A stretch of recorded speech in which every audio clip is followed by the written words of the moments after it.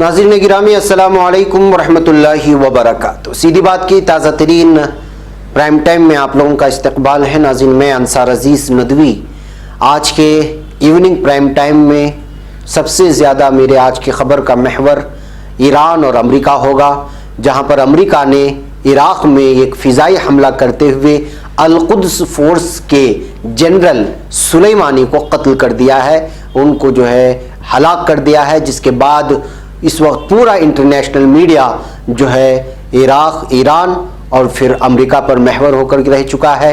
लगातार ट्विटर में जो है इस वक्त ईरान की धमकियां आ रही हैं। सुलेमानी कौन थे? General Qasem Sulemani. Al-Quds force का क्या रोल था खलीजी ममालिक में, बिलखुसूस मशरिक़ वस्ता में, शाम, लीबिया में, और उसमें जो है सुलेमानी का क्या रोल था? ये सारी तफसीलात मैं आप लोगों के सामने गिनाऊंगा और तफसीलात रखूंगा। उसके अलावा बेंगलुरु में आज बहुत बड़ा एहतजाज हुआ है शहरी तरमीमी बिल के ख़िलाफ़, जिसको यहाँ के कांग्रेस के MLA ज़मीर साहब के ज़ेरे जो है मातहत में और उनके ज़ेरे निगरानी मुनक़िद किया गया था।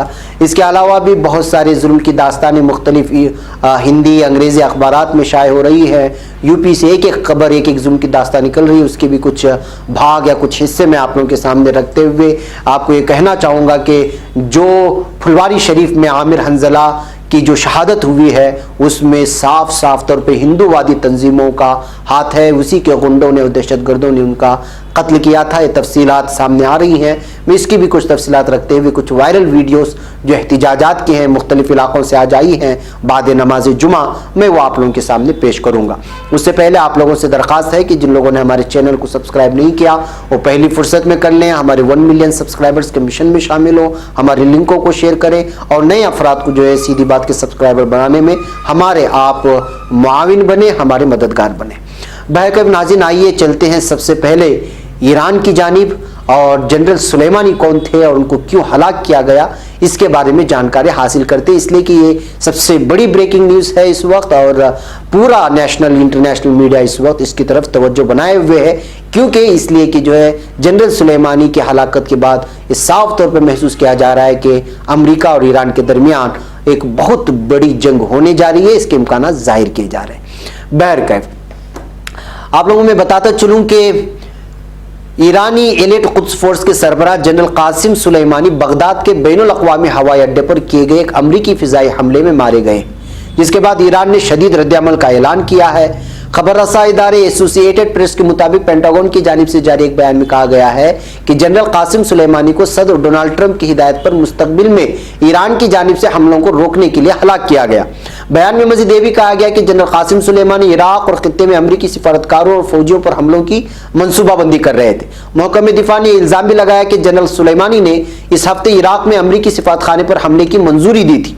तो आपको मालूम होना चाहिए कि अभी जो है वहाँ पर इराक़ में अमरीका के सिफारत खाने पर हमला हुआ था और उसके बाद फिर वहाँ पे तोड़फोड़ मचाई वगैरह, ये सारी खबरें हमने आपको कल और परसों के प्राइम टाइम में भी सुनाई हैं और डेली वीडियो न्यूज़ में भी। बहरकैफ तवक्को की जा रही है कि हमला इसराइल और अमरीकी मफादात के खिलाफ सख्त ईरानी रद्दअमल का सबब बनेगा।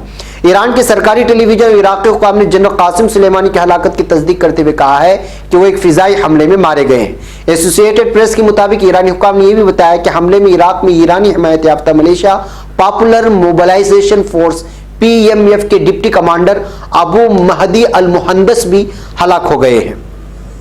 PMF मीडिया सेल ने कहा है कि दोनों हलाकतें अमरीकी फ़िज़ाई हमले में हुई। दोनों की गाड़ी को हवाई अड्डे की तरफ जाते हुए निशाना बनाया गया था। तो नाज़रीन इसके बाद जो हालात बने हुए वो आप जानते हैं कि इस वक्त जो है ट्विटर पर एक वार चल रहा है अमेरिका के दरमियान और ईरान के दरमियान, और साफ तौर पर खामिनेई ने ये ऐलान कर दिया है कि इसका जवाब भरपूर अंदाज में दिया जाएगा और अमेरिका को अब इसके बदले का इंतज़ार और जो है होना चाहिए।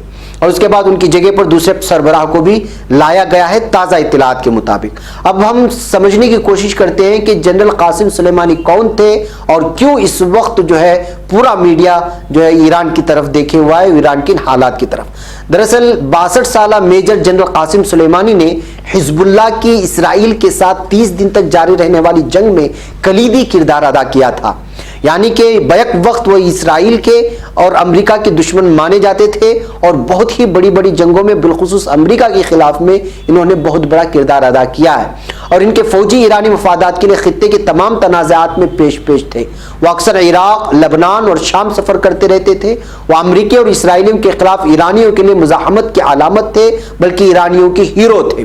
جنرل قاسم جنگوں میں بے معنی قتل و غارتگری کے خلاف تھے۔ بعض اوقات وہ اپنے جنگجوؤں کے گلے لگ کر یعنی اپنے فوجیوں کے گلے لگ کر رویا کرتے تھے۔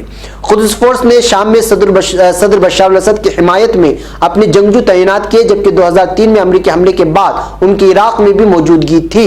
تو عراق میں ان کی موجودگی اور پھر اس کے علاوہ شام میں بشار الاسد کی حمایت کرنے کی وجہ سے بعض ممالک میں بلکہ بالخصوص خلیجی ممالک میں ان کو جو ہے سراہنے کی انداز میں نہیں دیکھا جاتا تھا، لیکن اسرائیل کے خلاف جب بھی جنرل سلیمانی کا نام لیا گیا ہے ان کو بہت اچھے انداز میں یاد کیا گیا ہے۔ جنرل قاسم نے بشار الاسد کی جگہ خود عراق اور شام میں دولت اسلامیہ کے خلاف سرگرم تنظیموں کی رہنمائی کر کے خطے میں شہرت پائی تھی، یعنی کہ انہوں نے داعش کو بھی نیچے گرانے میں بہت بڑا رول ادا کیا تھا۔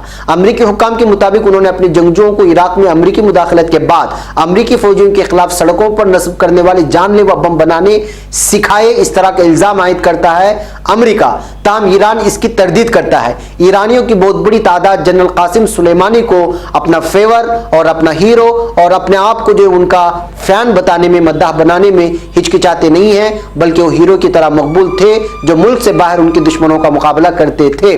قاسم سلیمانی صوبہ کرمان کے شہر رابر میں پیدا ہوئے۔ ان کے بارے میں کہا جاتا ہے کہ انہوں نے 13 سال کی عمر میں اسکول اور گاؤں چھوڑنے کے بعد کرمان واٹر آرگنائزیشن نامی ایک تنظیم کے ساتھ ٹھیکیدار کی حیثیت سے 1975 میں کام شروع کیا۔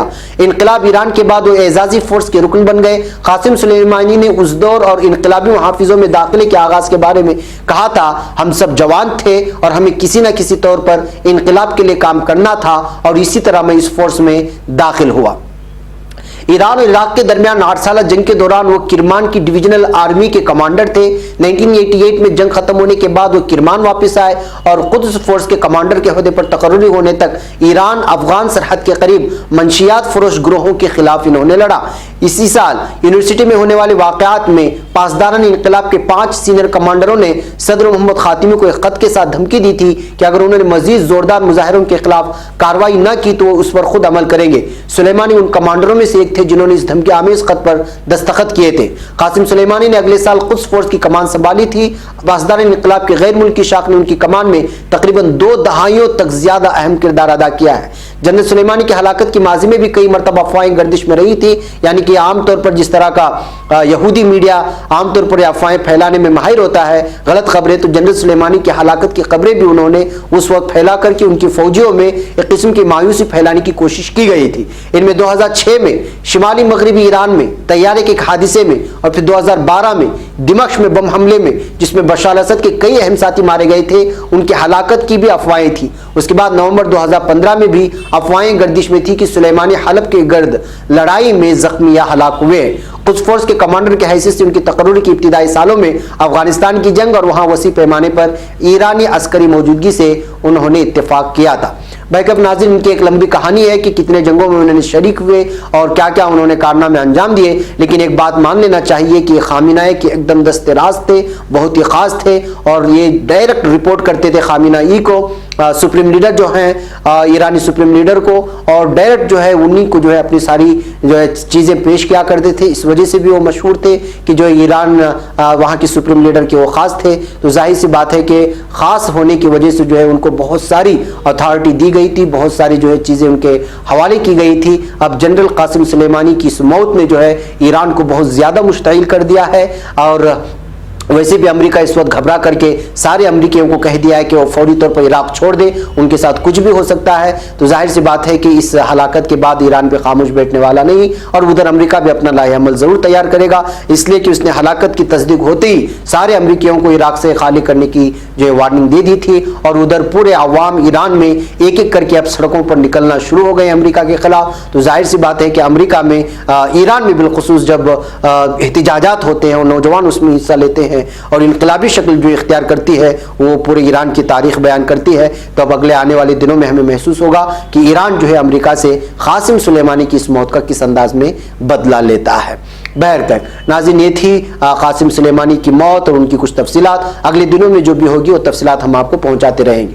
ناظرین، اب بڑھتے ہیں، ہم لوگ جو ہے بات کرتے ہیں کچھ ظلم و ستم کی کہانیاں جو لوٹی ہوئی ہیں، مختصر انداز میں آپ کے سامنے رکھتا ہوں۔ روزنامہ ٹیلی گراف، انگریزی روزنامہ ٹیلی گراف کے مطابق لکھنؤ جیل میں بند 65 سالہ ظہور احمد اہلیہ اختر جہاں سے صرف ایک ہی بات کہہ رہے تھے کہ 60 سالہ اختر جہاں نے اپنے شوہر کے حوالے سے ٹیلی گراف کو یہ بتایا کہ ہمارے تمام بچوں کو لکھنؤ سے کچھ مہینوں کے لیے بھاگنے کو کہیں ورنہ پولیس انہیں گرفتار کرے گی اور انہیں پیٹ پیٹ کر جیل میں ڈال دے گی۔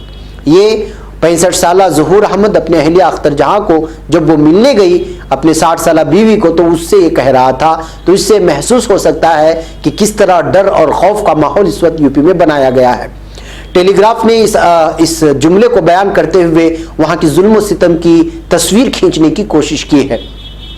اختر جہاں نے مزید یہ بھی کہا ہے کہ ہمارے 3 بیٹے گھر سے بھاگ گئے ہیں، ان میں سے ایک سوزن کاری کا کام کرتا ہے، دوسرا درزی ہے اور تیسرا انڈر گریجویٹ طالب علم ہے، ہمیں نہیں معلوم کہ اب وہ تینوں کہاں گئے ہیں۔ یعنی وہ پولیس کے ظلم و ستم سے پریشان، ہو سکتا ہے کہ ان کے ساتھ بھی ظلم و ستم کرے، وہ بنا بتائے اپنے گھر کو چھوڑ کر کے بھاگ گئے ہیں۔ اختر جہاں نے الزام لگایا کہ پولیس نے 21 دسمبر کو مجسٹریٹ کے سامنے پیش ہونے سے پہلے لاک اپ میں ظہور احمد کی پٹائی کی۔ عدالت نے 21 دسمبر کو اسے عدالتی تحویل میں بھیج دیا۔ جب میں نے اپنے شوہر سے ملاقات کی تو وہ ٹھیک سے چلنے سے قاصر تھے۔ لکھنؤ کے پرانے شہر میں مدی گنج میں دودھ کی دکان کے مالک ظہور احمد کو 20 دسمبر کو شہر ترمیم قانون اور این آر سی کے خلاف بڑے پیمانے پر احتجاج کے دوسرے دن یعنی 21 دسمبر کو گرفتار کیا گیا تھا۔ ظہور احمد پر ہنگامہ آرائی اور سرکاری ملازمین کو اپنی ذمہ داری نبھانے سے روکنے کے الزامات لگائے گئے ہیں۔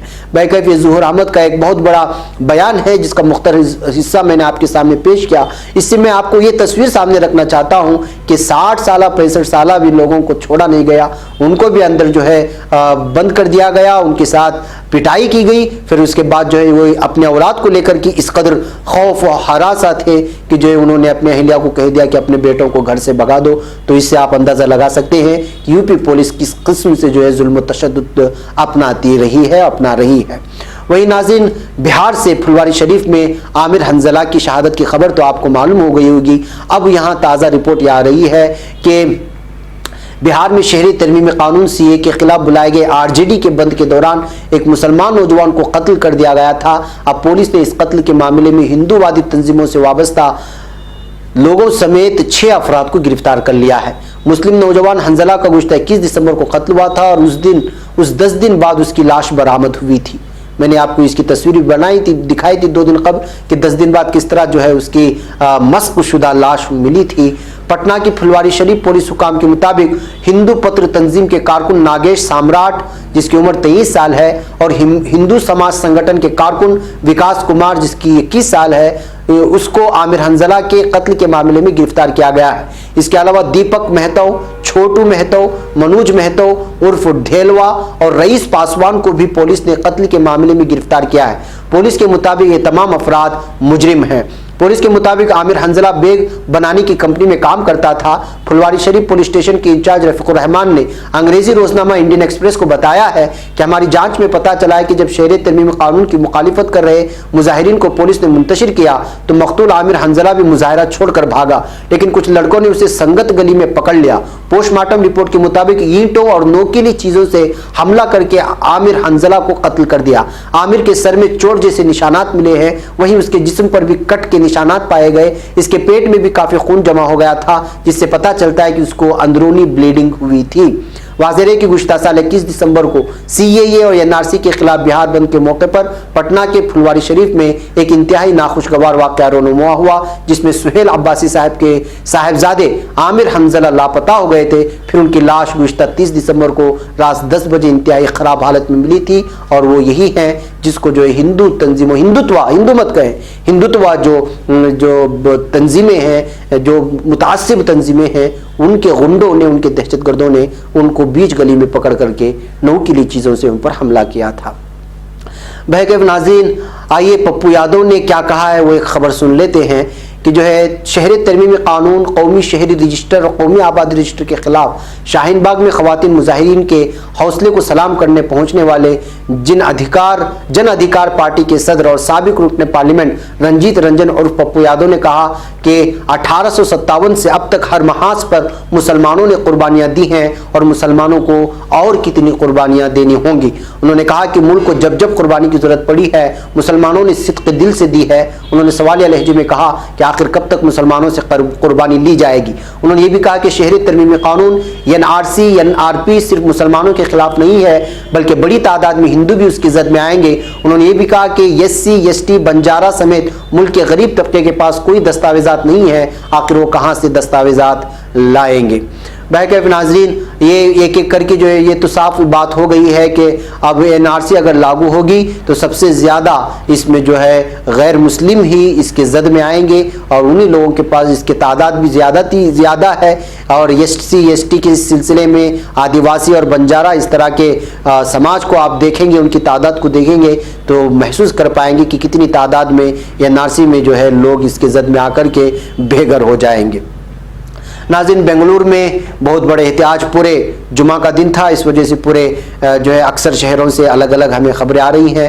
ہمارے شہر بنگلور میں بھی بہت بڑا احتجاج ہوا آج بعد نماز جمعہ، جس کو یہاں کے ایک مسلم لیڈر نے آرگنائز کیا تھا اور اس میں بہت سارے ہمارے غیر مسلم بھائی نے بھی شرکت کی اور یہاں کے احتجاجیوں سے مخاطب ہوئے، جس میں جو ہے دور سوامی ہیں اور یہاں کے مولانا ہیں۔ اس کے علاوہ بھی بہت سارے لوگوں نے شرکت کرتے ہوئے یہاں پہ جو ہے احتجاجیوں سے مخاطب ہوئے اور NRC بل کے خلاف اور NRC بل کے خلاف، اس کے علاوہ CAA کے خلاف، NPR کے خلاف۔ مولانا مزمل رشادی سمیت بہت سارے سماجی کارکنان اور دیگر مساجد کے ذمہ دار ائمہ اور سیاسی لیڈران، سماجی کارکنان نے اس موقع پر حصہ لیا۔ اس میں جو اہم ترین بیانات ہیں ہم اس کو الگ سے ہمارے چینل میں اپلوڈ کرنے کی کوشش کریں گے، آپ وہیں پر جا کر کے سن لیں۔ اس میں تمام مذاہب کے مسالک کے علماء نے بھی شرکت کرتے ہوئے اپنی جو ہے خیالات کا اظہار کیا۔ اس کے علاوہ ناظرین، ایک ویڈیو اس وقت ہم دکھائیں گے۔ یہ ویڈیو ہے بنگلور میں، آپ لوگوں کو معلوم ہونا چاہیے کہ ابھی نریندر مودی صاحب آ کر کے پاکستان مرد آباد کے نعرے لگا کر کے چلے گئے، لیکن کرناٹک کے عوام کے اصل کیا مسائل ہیں اس سلسلے میں بات کرنا ہی بھول گئے۔ کم سے کم وہاں سے مرکزی حکومت سے کرناٹک کی حکومت کا کچھ ہو تو نہیں رہا ہے، اس لیے کہ جس انداز میں یہاں سیلاب آئے اس سے جو متاثرین ہوئے، جو نقصان ہوا کرناٹک ریاست کو، اس کا اندازہ شاید مرکزی حکومت کو نہیں ہے، یا وہ اگر اندازہ ہے بھی تو جو ہے اس کو اس سے کوئی مطلب بھی نہیں ہے۔ لیکن وہ آئے یہاں پر ٹمکور کے اجلاس میں اور دیگر اجلاس میں پاکستان کے خلاف برائیاں بیان کی اور نکل گئے۔ اب یہ جو ویڈیو آپ دیکھ رہے ہیں یہ ویڈیو ہے آشا کی، یعنی ایک سوشل ہیلتھ ایکٹیوسٹ ہیں جو جن لوگوں کو گزشتہ 15 مہینوں سے یعنی 1.5 سال سے تنخواہ نہیں ملی ہے، اور بنگلورو سٹی ریلوے اسٹیشن کے فریڈم پارک میں انہوں نے جو ہے بہت بڑا ریلی نکالی اور اپنے پرماننٹ جابز کے لیے اور اپنی سیلریز کو بڑھانے کے لیے اور 15 مہینے سے روکی گئی سیلری کو دینے کے لیے۔ یہ ہے یہاں کے مقامی لوگوں کے مسائل جو پوری طرح سے احتجاجی شکل اختیار کر رہے ہیں۔ نریندر مودی جی وہاں سے آنے کے بعد بھی نہ ان کے مسائل کے بارے میں کوئی بات کی، نہ یہاں کے مقامی لوگوں کے بارے میں، نہ ہی سیلاب متاثرین کے سلسلے میں۔ وہ آئے ٹمکور کی ایک مٹھ میں گئے، وہاں پر پاکستان مرد آباد کے نعرے لگائے، پھر وہاں سے نکل پڑے، پھر بنگلور آئے، یہاں کے ایک سیمینار میں شرکت ہوئے، پھر وہاں بھی کچھ اپنے راگ الاپا، پھر وہاں سے بھی نکل گئے۔ تو یہ ہے، اگر بنیادی مسائل حل کرنے کی آپ کے اندر طاقت نہیں ہے تو پھر جو ہے آپ سوچ سکتے ہیں کہ پاکستان اور ہندو مسلمان ہی اس طرح کی یہ بیان دیتے رہیں گے۔ بہرکیف ناظرین، یہ ایک ویڈیو ہے شاہین باغ کی چھوٹی سی بچی کی، جس کے اندر جذبہ دیکھیے، CAA بل کے خلاف کس طرح نعرے لگا رہی ہے۔ اس کو بھی ہم آواز کے ساتھ آپ کے سامنے رکھیں گے۔ اس کے علاوہ آندھرا کے مچھلی پٹنم سے بھی مچھلی پٹنم کی اس ویڈیو کو دیکھیے کہ کس طرح وہاں کی دختران ملت خواتین راستے پر آئیں اور پھر جو ہے شہریت ترمیم بل کے خلاف ایک بہت بڑا احتجاج کیا۔ ہم یہ ویڈیو آپ دیکھتے رہیں اور مجھے یہاں پر اجازت دیں، کچھ اور بھی ویڈیو ہوں گی شاید آپ کی نظروں کے سامنے آئیں گی، مجھے اجازت دیں۔ السلام علیکم ورحمۃ اللہ وبرکاتہ۔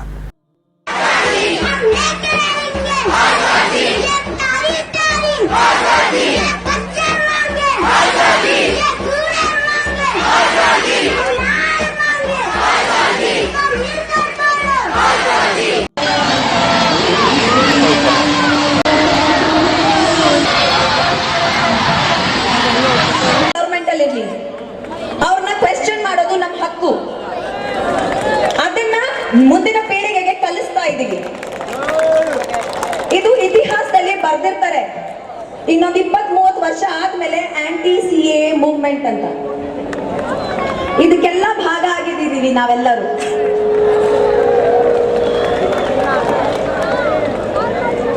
ನಿನ್ನೆ ಮೋದಿಜಿ ಅವರು ತುಮಕೂರಲ್ಲಿರೋ ಸಿದ್ಧಗಂಗೆ ಮಠದಲ್ಲಿ ಹೋಗ್ತಾರೆ. ಆ ಮಠದಲ್ಲಿ ಒಂದು ಧರ್ಮದ ಮಕ್ಕಳಿಲ್ಲ, ಎಲ್ಲಾ ಧರ್ಮದ ಮಕ್ಕಳು ಇದ್ದಾರೆ. ಸಿದ್ಧಗಂಗೆ ಸ್ವಾಮೀಜಿಗಳು ಅವರಿಗೆ ಶಿಸ್ತು ಕಲಿಸಿದ್ರು. ಹೋಗಿ ಪ್ರಶ್ನೆ ಮಾಡಿ. हजरत मौलाना PM मुज़म्मिल साहब वाला जागे दामत बरकातुहुम आलिया हजरत के पूरे खिताब से मैं ಉದ್ಯೋಗದಲ್ಲಿದ್ದಾರೆ. ಎಷ್ಟು ಜನ ನೌಕರಿ ಇಲ್ಲದೆ ಸರ್ಕಾರದ ಹತ್ರ ಇದೆಯಾ, ಹತ್ರ ಇದ್ದೀರಿ.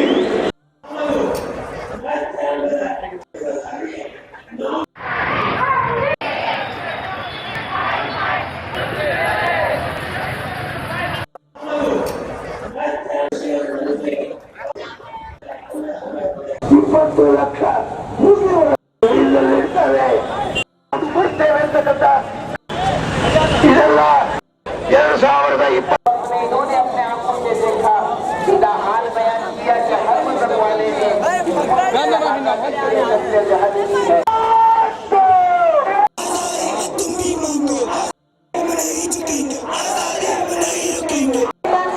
ಧನ್ಯವಾದ. ಅಂದ್ರೆ ನಮ್ಮ ದೊರೆಸ್ವಾಮಿ ಸರ್ ಪಕ್ಕ ಕೂತ್ಕೊಳ್ಳುವಂತ ಅದೃಷ್ಟ ಸಮಯದಲ್ಲಿ ಅಂತ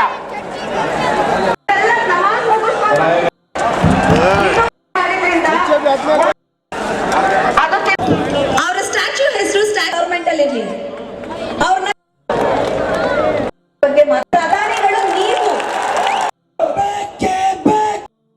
ಇಂಡಿಯಾ ನಾನೇನ್ ಮಾಡ್ತೀನಿ ಅಲ್ಲಿ ಅವರಲ್ಲೆಲ್ಲ ಕಾಮನ್ ಇರೋದು ಧರ್ಮ ಅಲ್ಲ, ಬಡತನ. ಎಲ್ಲರಿಗೂ ಕೆಲಸಗಳು ಅದ್ರ ಬಗ್ಗೆ ಗಮನ ಕೊಡಿ ಅಂತ ಅರವಿಂದ್ ಸುಬ್ರಹ್ಮಣ್ಯ ಇಲ್ಲ उनका नाम लिया. मोदी हटाओ, मोदी हटाओ, मोदी हटाओ, हो रहा हटाओ. CAA के सर हम अपना कटाने से कभी डरते नहीं. ये मैं इसके बाद आजादी, आजादी पुणे वाली आजादी का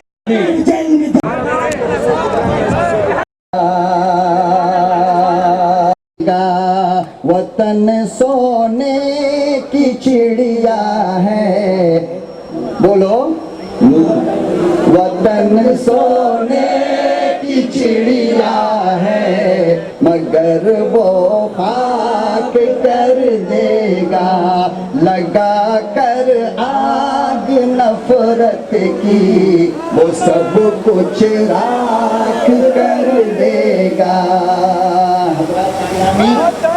ये बातें कही आप है कि थोड़ा सा इसमें तरमीम करते हैं तो क्या आप उन पे लाठी चार्ज कर देते हैं? या तो समझा लो ना. जैसे कि 4 मुबारकबाद देता हूं.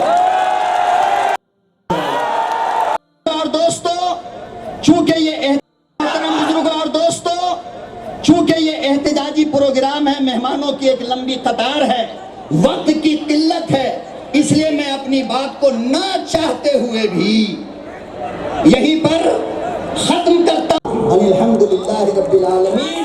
हिंदू मुस्लिम सिख ईसाई हिंदुस्तान जिंदाबाद, हिंदुस्तान जिंदाबाद, जिंदाबाद. हिंदू मुस्लिम सिख ईसाई. बराए करम नौजवानों से गुजारिश है, अल्हम्दुलिल्लाह रब्बिल आलमीन. मुल्क इतनी तरक्की में है कि गधे मुल्क चला रहे हैं.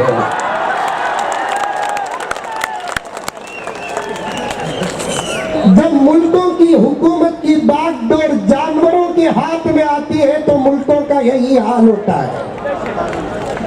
जब मुल्क इंसान चलाते हैं, चाहे वो मुसलमान हो के हिंदू हो, सिख हो के ईसाई हो, उन मुल्कों का हाल ये नहीं होता। कुरान रखते हैं वतन से वफादारी, वतन से हो यही इस्लाम कहता है। हम अपने दिल के हर गोशे में हिंदुस्तान रखते हैं। एक आखिरी बात, अभी बड़ों से कोई मशवरा नहीं आया। حضرت مولانا پی ایم مزمل صاحب والا جاگی دامت برکاتہم عالیہ ہمیں دیتے نہ ہم فریاد بھی صبح فرماتے